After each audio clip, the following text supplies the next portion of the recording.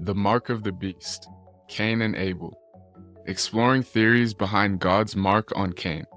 This is a story I wrote called The Weight of a Mark.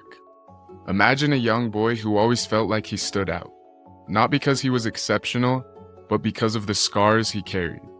Emotional ones, invisible to the eye but heavy on the heart. This boy, like many of us, bore his marks. Maybe it was a harsh word from a parent, a mistake he can't undo, or a secret he was too ashamed to share. These marks shaped him, followed him, and defined how others saw him. Now imagine if that mark wasn't hidden, but something visible to everyone. A sign etched into your very being. This idea takes us back to one of the oldest stories in human history, the tale of Cain and Abel. Cain, the firstborn of humanity, commits the first murder, and as punishment, God places a mark on him. But what was this mark?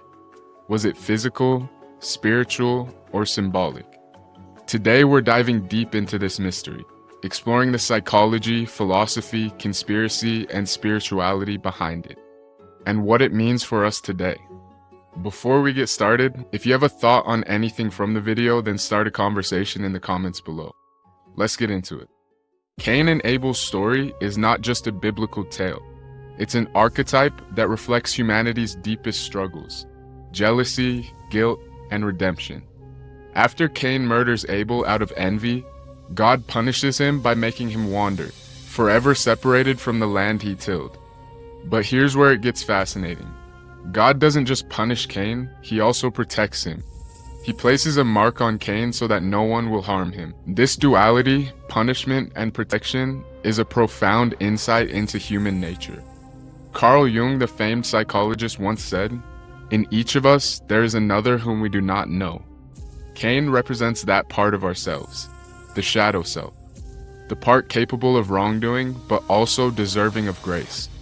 The Bible doesn't explicitly describe the mark, leaving room for endless speculation. Let's explore some of the theories. Number 1 is a physical mark. Some believe the mark was a visible physical sign, perhaps a scar, a tattoo, or a change in Cain's appearance. This theory aligns with ancient practices where physical marks were used to identify or ostracize individuals. For instance, in some cultures, branding or tattoos were used as marks of shame or identification.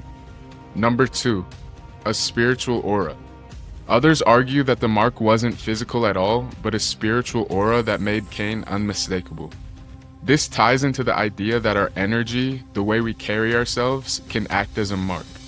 Have you ever met someone and immediately sensed their past without them saying a word? That's the kind of mark we're talking about here. And number 3, the curse of isolation.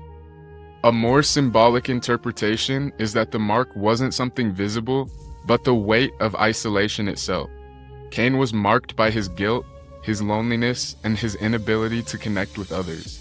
A psychological burden that became his true punishment. As with any ancient story, conspiracy theories abound. Some believe the mark was a genetic alteration, possibly linked to the Nephilim or other biblical mysteries. Others speculate that Cain's descendants carried this mark, influencing secret societies or bloodlines. One fascinating theory ties the Mark of Cain to the Mark of the Beast in Revelation. Are they connected? Is the Mark of the Beast a symbol of ultimate rebellion against God, an echo of Cain's mark? Revelations 13:16-17 describes the Mark of the Beast as something placed on the forehead or hand, necessary to buy or sell. This could be a metaphor for the consequences of sin, much like Cain's punishment. Let's shift gears and look at this story through a psychological lens. Guilt is one of the heaviest emotions a person can carry. Studies show that prolonged guilt can lead to depression, anxiety, and even physical health issues. Cain's mark could be seen as the ultimate representation of guilt, a sign that he could never escape what he'd done. But here's the twist. God's mark wasn't just about punishment, it was also about protection. This reminds us that even in our lowest moments, grace is possible. As Brené Brown says, shame corrodes the very part of us that believes we're capable of change. Cain's story shows us that even when we've fallen, we're not beyond redemption. Psychologically, the Mark of Cain forces us to wrestle with concepts of justice and mercy. Was God just in marking Cain? Or was he merciful in protecting him? The Greek philosopher Epicurus once asked, "Is God willing to prevent evil but not able? Then he is not omnipotent. Is he able but not willing?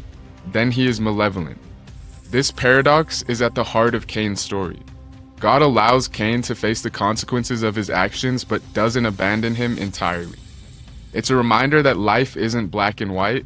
It's a spectrum of choices, consequences, and second chances. On a spiritual level, we all carry marks. They may not be visible, but they're there. The traumas, the mistakes, and the experiences that shape who we are. The question is, how do we live with our marks?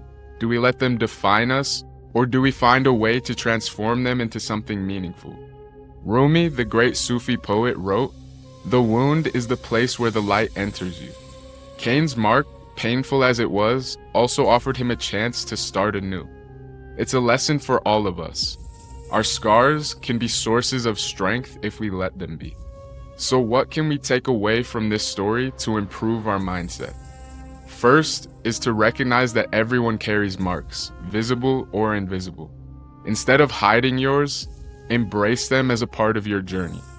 As Leonard Cohen sang, "There is a crack in everything, that's how the light gets in." Second is to understand the power of grace. Even when we mess up, sometimes in ways that feel unforgivable, there's always a path forward. The key is to take responsibility, learn, and grow. Finally, remember that the marks we carry don't just define us, they connect us. Cain's story, though tragic, has resonated across millennia because it's universal. We've all felt jealousy, guilt, and the need for redemption. By sharing our stories, we help others carry their burdens too.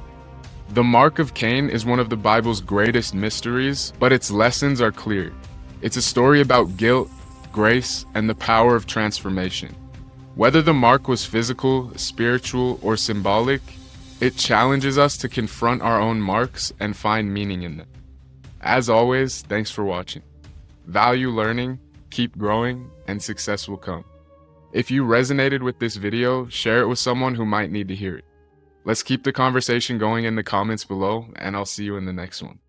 Peace.